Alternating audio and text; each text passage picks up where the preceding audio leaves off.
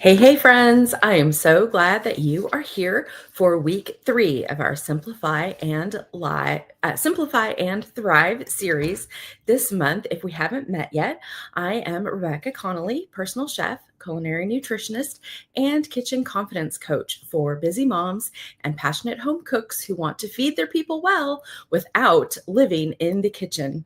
Drop a hello in the chat and tell me what's dinner looking like in your house tonight. Now, be honest. Is it leftovers, takeout, mystery fridge situation? I'm still not sure what's happening in our house for dinner tonight. So today I am sharing with you the meal prep system that literally changed the game for me and for so many of my clients who prefer to DIY it at home for their meals. This is known as component prep. How to cook once and then eat all week without burning out. So how do we get this done, right? Let me know down below. Have any of you already tried component prep?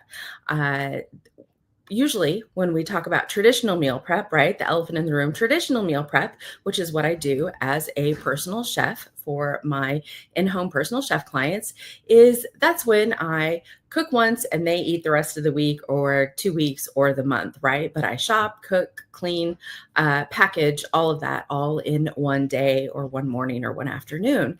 And that's the spending the whole day on Sunday or Saturday or whichever day of the week works best for you, making all of your meals for the whole week, right? Of course, making things that that are good for make ahead that will keep in the fridge for 3-4 days at a time, right? But because of this limitation, right, traditional meal prep, your fresh meals are really only good for 3-4 days. So if you're prepping on Sunday, by Wednesday, you're out of luck, right? Unless you've maybe thought ahead and batch cooked some of your meals and put half in the fridge, half in the freezer. And then Wednesday, Thursday, you can pull something out from the freezer. Those are great days actually for Instapot meals, slow cooker meals, and casseroles, because those are fantastic in the freezer. But long story short, traditional meal prep happens at the beginning of the week, right? Then you're done with what you've prepped by Wednesday, Thursday at the latest, and you've been eating the same thing over and over again. Typically, personal chefs will prepare meals in servings of 4, because many at the grocery store, you buy 1 pound of this, 1 pound of that, and that's about 4 servings, 4 standard size servings. So you get 4 servings at least of everything that you're prepping, right? But if you're using that for, say, you prep a dinner that has 4 servings, then you use that for lunch, you've just kind of been re-eating or enjoying, or maybe not enjoying, the same thing for dinner, lunch, and then same thing for breakfast, right? Same thing. And you may be okay with that. For some people, it works. But I know for us and for me, we like our variety, and variety also translates into more nourishment, more sustainable lifestyle in the long run. That's as studies show, right? But this kind of traditional meal prep feels like a second job. And that's because it is. That is the job of the personal chef, right? But meal prep isn't supposed to feel like that. For you at home, for me at home, it's supposed to make your life easier. So that's why at home, I also use component prep. All right. So let's talk about what component prep is. Here's the concept. Instead of prepping an entire meal from start to finish, which can take, if you're moving at a good speed and you're familiar with the skills, the methods, and that sort of thing, that can take about an hour to do an entire meal, entree with appropriate sides. But instead of prepping a whole meal, you prep your core ingredients or components, and then you mix and match throughout the week. Right? So here's what that might look like. Let's take our core ingredients of, 1 to 2 proteins. So let's say grilled chicken or roasted chicken, and maybe ground beef. Okay. 80-20 is my favorite. Just enough fat in there, and the high quality stuff, just enough fat in there. And then 1 to 2 grains. If you're gluten-free, pick your gluten-free grains. So let's say we've prepped roasted chicken and we've prepped some ground beef. And then for our grains, we're going to prep rice. Rice is popular in our house. Jasmine or basmati is going to hold its moisture a little bit better than just your basic long grain. And then let's also prep some quinoa. I love quinoa because it also has that protein content to it. So it's kind of like getting a 2-for-1, right? Carbs, your high fiber carb plus your protein in one. So we've got our chicken, we've got our ground beef, we've got our rice, we've got our pasta, not our pasta, our quinoa pasta. I do like to make, as I'm putting the meal together, I like to make that on the spot just because it doesn't, for us at least, we don't prefer the texture of reheated pasta unless it's in like lasagna or baked ziti or that sort of thing. But on its own, not necessarily. Okay, then we're going to roast or saute favorite veggies. All right. We love broccoli, Brussels sprouts, green beans, bell peppers, onions. Not so big on carrots, but carrots will do too. Cabbage. Okay, so pick your favorite roasted or sauteed veggies. These are easy to do. Again, if you're using, rotate those sheet trays in and out of the oven. Then pick a simple sauce or dressing. This is where you get your seasonings, right? Now you want to be seasoning all of these components just with your at least basic salt a little bit, because you want to bring out some flavor. Once it's cooked, you cannot add more flavor to it, right? So you don't want your food to taste like cardboard. So season along the way. Season your components with your basic seasoning. For me, that would be salt, a little bit of black pepper, probably a little bit of garlic powder, a little bit of onion powder, maybe some paprika, depending on what dishes I'm looking forward to putting together during the week for us. Okay, so simple sauces or dressing. These can be high quality pre-prepped ingredients that you get at the grocery store, or it can be something that you whip up and keep in a mason jar for a couple of weeks, right? So, and then you want to also think about sort of your accompaniments. These can be sort of your chopped fresh veggies that can go on the side of a dish. You can make a quick little salad. We love to make quick little side salads in my house. And we also just then do the dressing at the bottom of the bowl at the same time. That way it's sort of just one and done. These will be fresh herbs that you can chop and add on top, or any kind of pickled onions, pickled cucumbers, anything, accompaniments is what we like to call them, right? So then during the week, what you do is you build your meals from what you already have. This is fresh, this is fast, and this is also flexible. You're not cooking from scratch every night, but you are enjoying home cooked food every night. So this has a bit more of the excitement component to it, right? What am I feeling like tonight? This is where we get in trouble with the takeout or the pickup, right? Well, we're feeling like Asian. So, let's go to, let's pick up some, pad thai or pick up some kung pao chicken on the way home. But here it is. You have it ready in your fridge.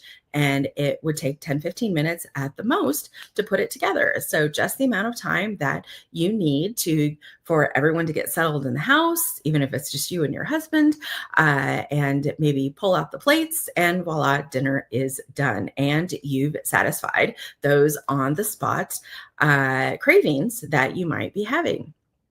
Okay, so that's component prep.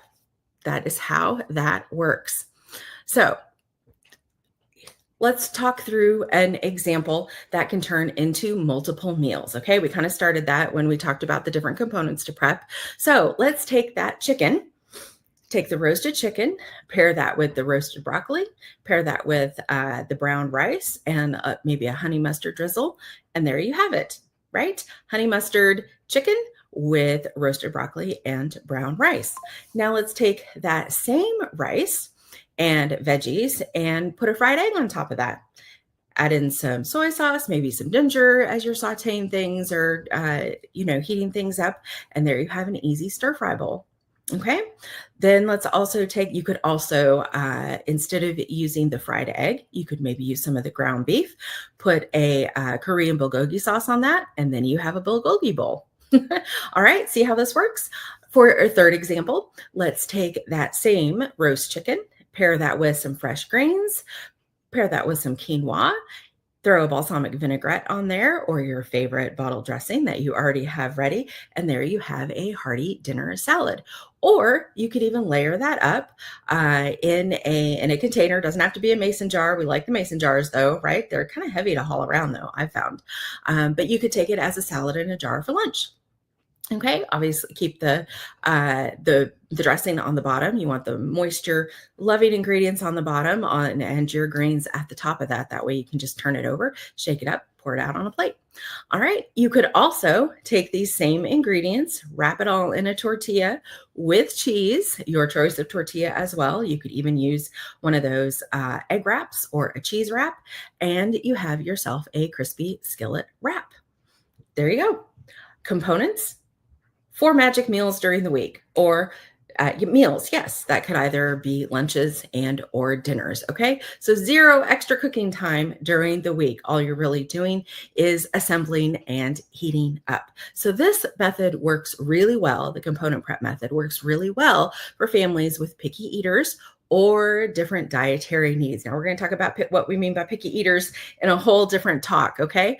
Because I had 2 kids that one could say were picky eaters, but actually their food choices, it turned out later, really clued us into a couple of health conditions that needed attention. So make sure your picky eater isn't just being picky just to be picky, would be my caution. All right, so but this component prep works really well if you have different dietary needs in your household. You just need to adjust the components for each person or how those components are combined. I think I've told this story before, but it's one of my favorites. One of my very first personal chef clients, that their household actually had 2 different sets of allergy panels, full allergy panels, reds all over the place.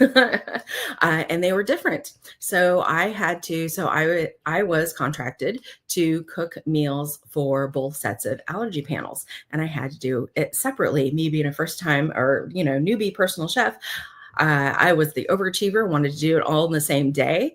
Looking back now, what I probably should have done was scheduled 2 cook dates, one for each allergy panel.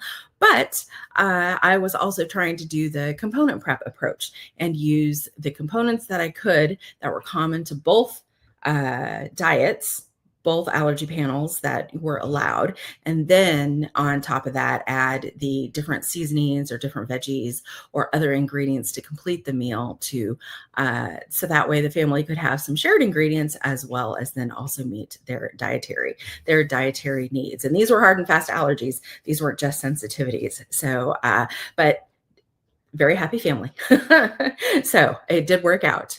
All right. So I hope you give component prep a try during the week. Let me know down below if you think that you will. And if you want help getting started with your own favorite combos, I've got a free cheat sheet for you with my own favorite 10 mix and match meal ideas that you can try this week or this upcoming week. So drop the word prep down below and I will send that cheat sheet over to you so you can get started on your 10 mix and match meals. So let me know what would be a dream time saver for you in the kitchen. Tell me below, dream time saver, other than having your own personal chef. Component prep definitely not only does it save time on the prep end, but it also saves time on the assembly and the reheating end during the week. So you have saved yourself several hours altogether during the week. All right, here are my last tips for success using this method. You want to keep it simple. This is home cooking. You want to keep it simple. This isn't about perfection. Use what you already have. I know we're always tempted when we start something new, right, to go out and revamp the fridge, revamp the pantry, revamp the freezer. Now, you may need to do that if you have specific goals or needs that need to be met. But I also don't want you wasting your food budget, right? So use what you already have. Don't overthink it. And don't forget to add flavor. Sauces and seasonings can make all the difference. Season as you go. Get that base seasoning in there when you cook your components. And then you can easily layer in the different ethnic flavorings or your favorite seasoning combos as you assemble your meals during the week. So, my bonus tip for you then is to make one fresh thing each night that you mix in, like chopped herbs or quick vinaigrette. And suddenly, that Tuesday dinner doesn't feel like leftovers. So, the danger of the component prep is that it can start to feel like leftovers, especially by Wednesday or Thursday. But if you add something fresh every day, while multitask your time, of course, multitasking your time, this shouldn't take more than 10-15 minutes altogether. If you add something fresh every day, then it's almost like having a brand new meal. I hope you found this helpful. And if you're ready for more tools and systems that actually fit your life, I'd love to invite you to my free masterclass in a couple of weeks, Simplify and Thrive, Tools for a Thriving Life. It's going to be end of the first week of May. So we're going to get this right in before Mother's Day. Replays will be available. There'll be a full workbook, and we're going to dive into more specific meal planning. So I've given you kind of the overhead view, right? And a couple of strategies to use. But I also want to share with you, not tell you, I also want to share with you how to guarantee the nutritious part of your delicious meal planning. Okay. So that I'm going to share in the masterclass, and you're not going to want to miss it. It is, game changing for your kitchen and for your meals. So we're going to talk about that meal planning, my savored meal method. We're going to talk about kitchen organization, and we're also going to talk about personal chef business strategies for those of you who are passionate about turning your passion for cooking into profits and a flexible business. So if you're looking for less chaos and more calm in the kitchen, if you're looking for nourishing meals that don't require hours, and if you're looking for a flexible, fulfilling way to use your cooking skills to serve others, drop masterclass down below, and I'm going to send you that registration link. It's free, registration link directly to your inbox.